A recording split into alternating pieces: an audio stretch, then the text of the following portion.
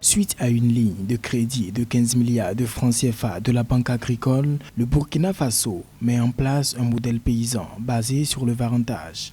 Il s'agit d'un système d'accès au crédit agricole et de sécurité alimentaire permettant aux producteurs de stocker une partie de leurs récoltes pour les utiliser comme garantie afin d'accéder au crédit collectif octroyé par les institutions de microfinance. Ceci devrait permettre d'atténuer le bradage des récoltes, souvent dû aux catastrophes naturelles liées au changement climatique. Le gouvernement envisage de reconstituer le stock national de sécurité alimentaire de 15 000 tonnes. Nous allons cibler les producteurs les plus touchés pour leur permettre de faire face à cette situation. Nous envisageons de mettre à l'échelle nationale le varantage communautaire de concertation avec la Chambre nationale d'agriculture, la Confédération paysanne du Faso et tous les producteurs agricoles pour qu'ils ne bradent pas leurs récoltes. La campagne agricole 2021-2022 au Burkina Faso est marquée par de fortes poches de sécheresse touchant cette région du pays et près de 46 000 hectares de terre avec des pertes estimées à 55 000 tonnes. Principale cause du bradage des récoltes, des mesures ont été prises pour en limiter les dégâts,